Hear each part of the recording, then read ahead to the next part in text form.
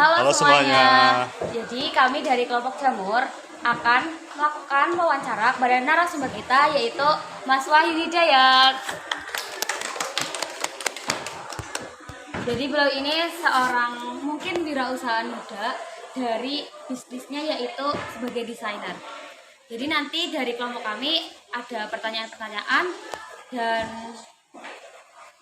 kayak tips-tips gitu. Silakan. Ayo. Sebelumnya perkenalan dulu mungkin kali ya Kak. Sebelumnya perkenalkan saya Kenizar Fajri Salvaputra dari tim Jamur kelas 11.1. Mohon waktunya sebentar, ini terkait tugas P5 tentang kewirausahaan. Izin bertanya kepada Kakak, untuk pertama, apa nama brand dari usaha Kakak ini? Nama brand dari usaha saya namanya Pamor Indonesia. Apa sih filosofi dari nama Pamor ini? Pamor itu berasal dari kata pamor dan imbuhan TH. Pamor itu kalau dalam seni keris itu adalah motif-motif keris yang dibuat dengan proses penempaan yang berulang kali. Nah, dari penempaan dan yang berulang kali itu membentuk motif, dan itu motifnya terbuat dari baja, timah, dan yang lainnya. Itu adalah proses yang sangat rumit dan menghasilkan sebuah keindahan. Di sisi lain, pamor juga berasal dari bahasa Jawa. Kalau biasanya orang bilang udah kelihatan pamornya, berarti udah kelihatan sesuatu yang bagus dari orang tersebut. Jadi pamor diharapkan mampu mengangkat nama saya dan brand saya itu bisa naik dan up ke level nasional bahkan internasional. Wow, amin ya. Kenapa di belakangnya namanya ada Pamor Indonesia? Karena dari awal saya udah membranding bukan hanya di lokal tapi langsung ke nasional. Dan bahkan beberapa kali karyanya juga tampil di event internasional. Kalau boleh tahu event apa aja nih Kak? Kalau event internasional dari kuliah itu udah ada kayak Batam International Culture Carnival, itu kita tampil dari berbagai negara di Batam, dan saya merupakan salah satu kontingen dari Jawa Tengah, khususnya dari Solo, untuk tampil di sana. Terus saya juga sebagai tim eksibitor dari pameran internasional Gatra Nusantara di Unimas Malaysia. Dan itu juga saya ditugaskan untuk mengajar lukis kaca di mahasiswa-mahasiswa asing di Malaysia. Terus yang terakhir kemarin, karya saya 2 dibeli laku di Jepang, sama kemarin tampil di Muhtazem Indonesia di Universitas Sakarya Turki. Wah, keren banget, sangat menginspirasi tentunya. Terus nih, pasti kan ada latar belakang untuk adanya brand ini. Latar belakang adanya bisnis ini dari apa sih Mas? Sebenarnya brand ini berawal dari kayak perlombaan di kampus. Ada namanya PKM, Program Mahasiswa Wirausaha. Jadi di setiap kampus ada program mahasiswa wirausaha, dan di mana setiap prodi mengirimkan berbagai kelompok, dan salah satunya adalah kelompok saya. Waktu itu saya berkolaborasi dengan teman saya dan mengambil tema batik, dan awalnya Pamor itu berasal dari batik antik, tapi karena kita ada pecah kongsi, akhirnya saya membuat brand sendiri dengan nama Pamor. Dan usaha itu juga naik turun, jadi kayak kalau lagi sibuk kuliah usahanya kayak down dulu, tapi nanti setelah itu kita bisa remake kembali, dan akhirnya berkembang setelah adanya pandemi COVID-19. Karena waktu yang sangat luang banyak, jadi saya bingung mau ngapain, dan akhirnya saya melanjutkan usaha saya dan mengembangkan Pamor Indonesia. Ya, terima kasih untuk tadi pertanyaan mengenai latar belakang dari bisnis yang Kakak tempuh. Selanjutnya pertanyaan dari saya itu mengenai apa sih motivasi menjadi seorang desainer? Motivasinya awalnya masuk kuliah di prodi batik itu nggak tahu kalau di dalamnya itu ternyata desain, dan 50% desain busana atau fashion. Awalnya namanya program studi batik, tapi setelah sekian berjalannya waktu, program studinya berubah menjadi desain mode batik.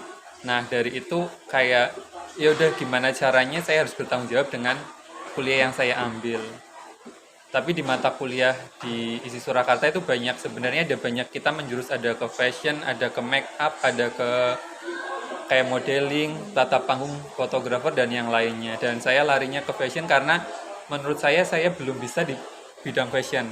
Saya magang waktu itu di Jakarta, sama sekali saya belum bisa jahit dan saya terjun langsung di acara di Indosiar, Liga Dangdut Indonesia. Waktu itu ketemu sama Soimah dan yang lainnya. Jadi benar-benar kayak keluar dari zona nyaman dan harus terjun, dan di situ harus bisa. Walaupun sebenarnya setiap malam kayak hampir nangis karena tuntutan kerjanya yang sangat luar biasa sih. Kayak kerja dari jam 8 pagi sampai jam 6 pagi, jam 8 harus kerja lagi. Jadi istirahat cuma 2 jam. Selain itu istirahat cuma paling sholat sama makan. Selain itu nggak ada istirahatnya. Jadi ya tuntutan dan kewajiban pilihan dari pilihan saya. Terus kan kakak menjurus ke fashion ya. Terus branding apa sih dari produk kakak? Mungkin kayak inspirasinya itu dari mana? Kalau nge-branding Pamor Indonesia sendiri, saya seringnya berkolaborasi dengan berbagai industri pageant, baik itu tingkat lokal maupun tingkat nasional. Jadi kayak tingkat lokal di Kebumen, saya udah 3 tahun ini menjadi official designer dari Duta Genre Kabupaten Kebumen untuk Duta Genre Provinsi. Terus untuk 2 tahun terakhir ini juga sebagai desainer Putri Otonomi Kebumen untuk tampil di top 15 Putri Otonomi Indonesia, dan kemarin dipercaya sebagai desainer top 4 Putri Otonomi Indonesia. Jadi ya nge-brandingnya bareng sama brandingan dengan putri-putri dan putra-putra atau mas dan mbak yang berkecimpung di dunia pageant. Karena menurut saya cakupannya itu luas, karena industri pageant itu penikmatnya itu sangat luas. Terutama para pencinta pageant itu selalu mengposting kegiatan tentang pageant, dan salah satu yang kita melakukan promosi nggak bayar tapi dibayar menurut saya melalui industri pageant. Ya, selanjutnya Mas, tadi kan terkait bisnis fashion. Nah, saya mau tanya untuk jenis produk yang dibuat dalam bisnis Mas itu apa saja, Kak? Jenis produk yang saya buat sejauh ini buat kontes kecantikan, buat modeling, terus kebanyakan sekarang klien untuk salon, untuk pakaian pengantin, terutama wanita. Terus kan untuk membangun bisnis kan perlu adanya modal. Terus dari awal itu modalnya dari mana untuk membangun bisnis ini? Kalau dibilang modalnya 0 rupiah. Dimulai dari yang kuliah itu kita dapat modal dari program mahasiswa usaha, tapi karena udah sekian lama itu tidak berjalan dan saat pandemi benar-benar nggak ada sepeser rupiah pun modal saya. Hanya pertama itu kayak buatin baju untuk ibu, buat adik dan yang lainnya, tiba-tiba ada yang membuatin baju, dan modalnya ya nol, nggak ada modal dari orang tua dan nggak ada modal dari saya. Saya bisa beli mesin jahit pun gara-gara jual baju ke Jepang, mesin jahitnya itu hasil dari jualan baju, dan bisa buat menghasilkan mesin jahit dan yang lainnya juga sampai sekarang. Itu dari nol. Oh ya, ya di bisnis ini kan tentunya ada teknik pemasaran ya, Mas. Strategi untuk memasarkan produk itu dalam bisnis ini itu gimana?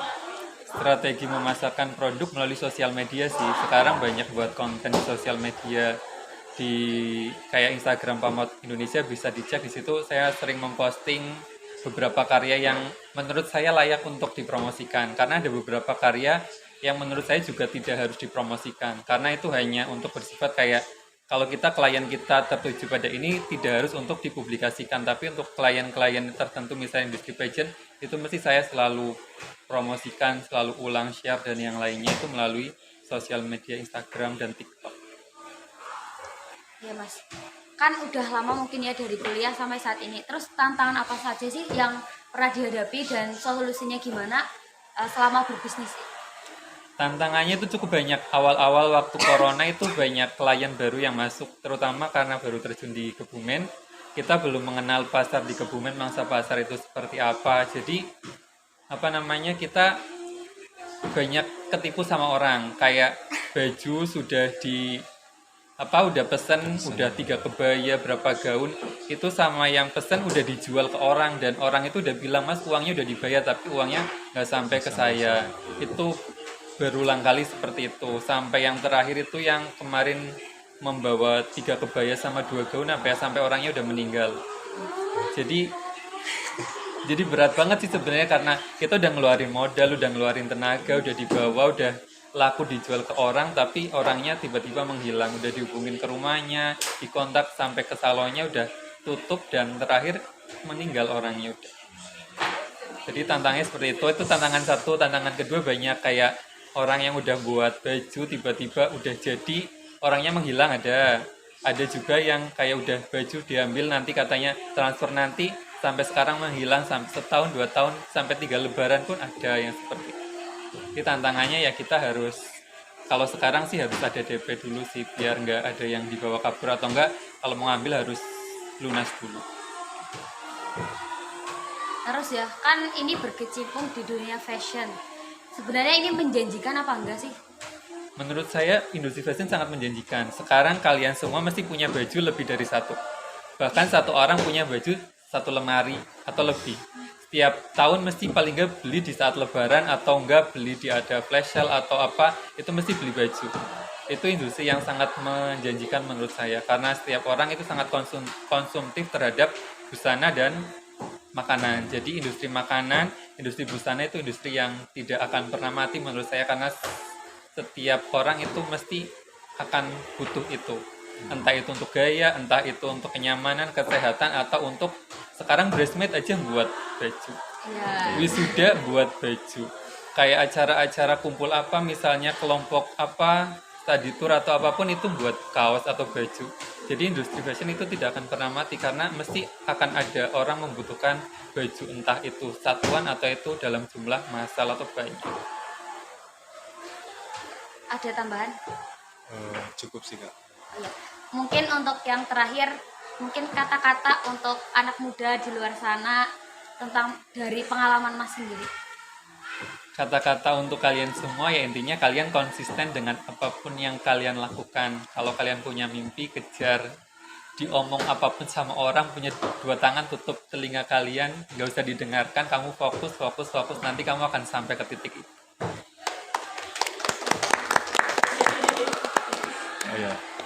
Ya, demikian wawancara dari kelompok Jamur kepada Mas Wahyu Hidayat. Ya, kami ucapkan terima kasih yang sebesar-besarnya sudah meluangkan waktu.